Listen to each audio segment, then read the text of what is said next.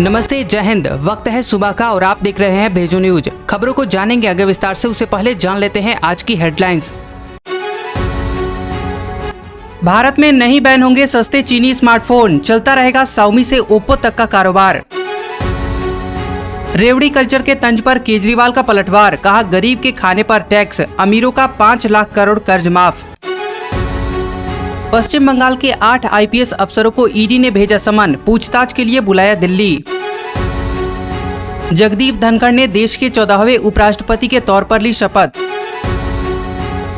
बिहार में सीएम नीतीश कुमार के नेतृत्व वाली नई सरकार 24 अगस्त को करेगी फ्लोर टेस्ट का सामना। दिल्ली में मास्क लगाना फिर से हुआ अनिवार्य, नहीं पहनने पर लगेगा 500 रुपए का जुर्माना। उरी जैसी घटना दोहराने की साजिश नाकाम, वीर गति को प्राप्त हुए 3 जवान। इतिहास में पहली बार एनडीए में शामिल हुआ महिलाओं का बैच, 19 कैडेट्स लेंगी ट्रेनिंग। शिवसेना ने कहा बिहार में भी शिंदे गुट अलग कर नीतीश को मात देने की साजिश रच रही थी बीजेपी।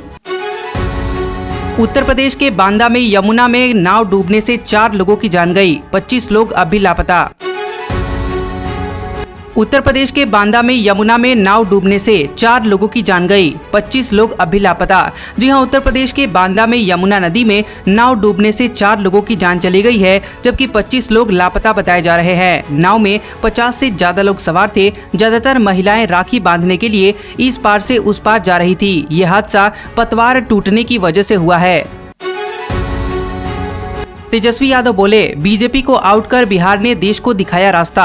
जी हां, बिहार की महागठबंधन सरकार में उप मुख्यमंत्री बने तेजस्वी यादव बीजेपी पर हमलावर हुए और कहा कि बीजेपी को आउट कर बिहार ने देश को रास्ता दिखाया है। बीजेपी क्षेत्रीय दलों को खत्म करने पर तुली हुई है, लेकिन बिहार में अकेले पड़ गई है। अब हमारी सरकार बिहार में बम्पर नौकरियां देगी। रेवड़ी कल्चर के तंज पर केजरीवाल का पलटवार, कहा गरीब के खाने पर टैक्स, अमीरों का 5 लाख करोड़ रुपए कर्ज माफ। जी हां, दिल्ली के सीएम अरविंद केजरीवाल ने केंद्र सरकार पर निशाना साधा है।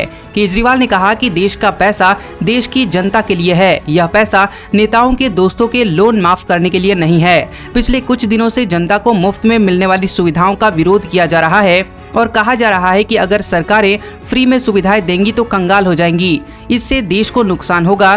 केंद्र की इस बात पर एक शक पैदा हो रहा है कि कहीं केंद्र सरकार की हालत खराब तो नहीं है।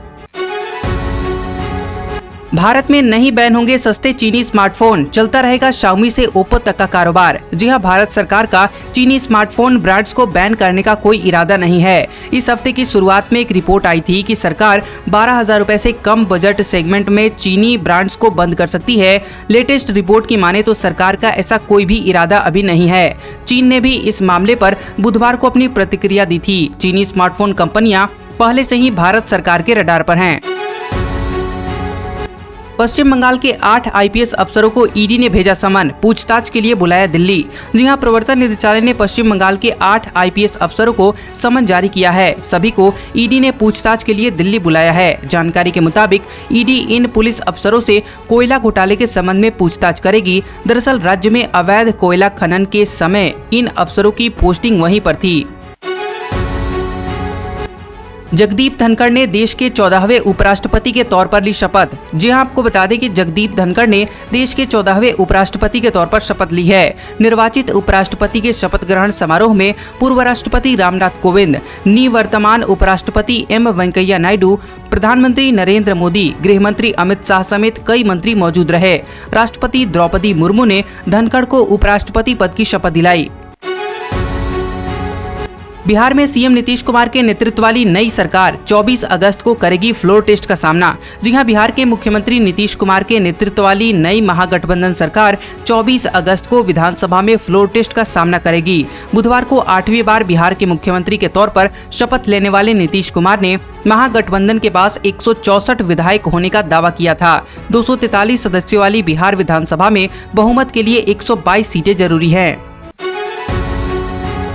ममता बनर्जी के करीबी अनुब्रत मंडल को सीबीआई ने किया गिरफ्तार। जी हां, पशु तस्करी के मामले में केंद्रीय जांच एजेंसी ने तृणमूल कांग्रेस के वीरभूम जिलाध्यक्ष अनुब्रत मंडल को अरेस्ट किया है। गुरुवार सुबह उनके घर पर सीबीआई ने छापेमारी की। शुरुआती पूछताछ के बाद सीबीआई ने उन्हें गिरफ्तार कर लिया। वह मुख्यमंत्री ममता बनर्जी के करीबी माने जाते हैं। इससे पहले मंडल को सीबीआई ने बुधवार को पूछताछ के लिए बुलाया था, मगर वह हाजिर नहीं हुए थे।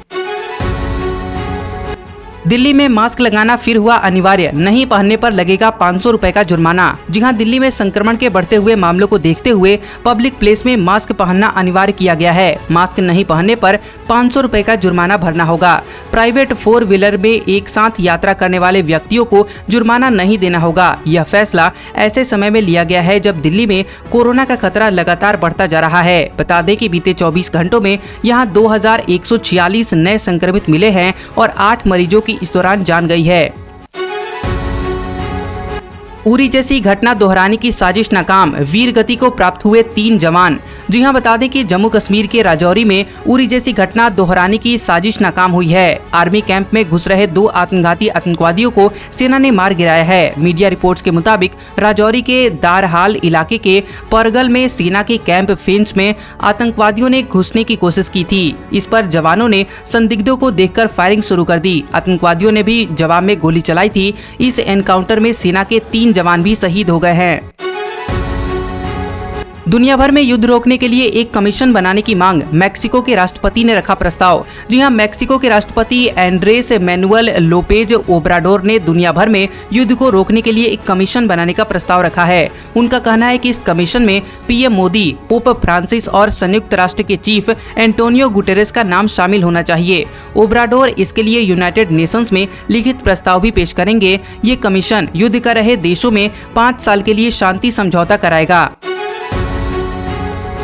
इतिहास में पहली बार एनडीए में शामिल हुआ महिलाओं का बैच, 19 कैडेट्स लेंगी ट्रेनिंग।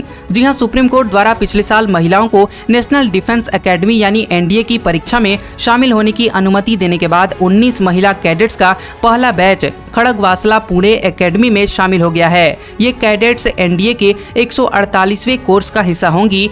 केंद्र ने ट्वीट कर कहा कि ये कैडेट्स अपने पुरुष समकक्षों की तरह ही ट्रेनिंग लेंगी।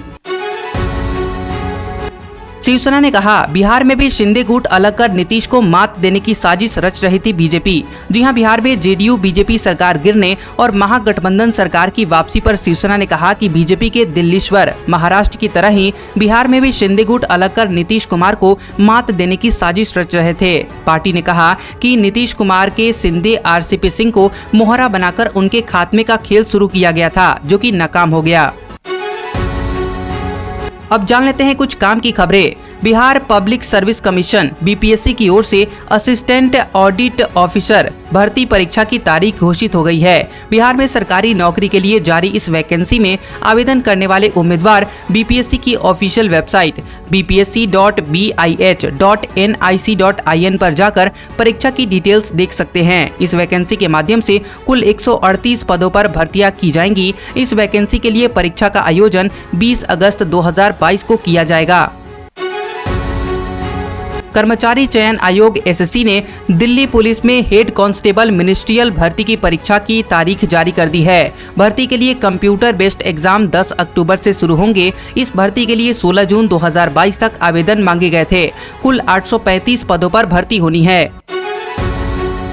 अब जान लेते हैं आज का मौसम समाचार। मौसम विभाग ने राष्ट्रीय राजधानी दिल्ली में आज बारिश की संभावना जताई है। कई इलाकों में हल्की बारिश या फिर बूंदाबांदी के आसार हैं। मौसम विभाग के मुताबिक उत्तर प्रदेश के पश्चिमी इलाकों में कुछ जगहों पर बारिश के साथ वज्रपात की संभावना है। इस दौरान तेज हवाएं भी चलेंगी। हवाओं की गति 30 से 40 किलोमीटर प्रति घंटा रहने की उम्मीद है। ऐसा ही मौसम पूर्वांचल में भी रहेगा। हालांकि राज्य के इस हिस्से में इस साल काफी कम बारिश हुई है। इसके कारण सूखे के हालात बने हुए हैं। तो उधर महाराष्ट्र, छत्तीसगढ़, मध्य प्रदेश, हिमाचल प्रदेश, ओडिशा, पश्चिम बंगाल, केरल जैसे राज्यों में भारी बारिश से जनजीवन अस्त व्यस्त हो गया है।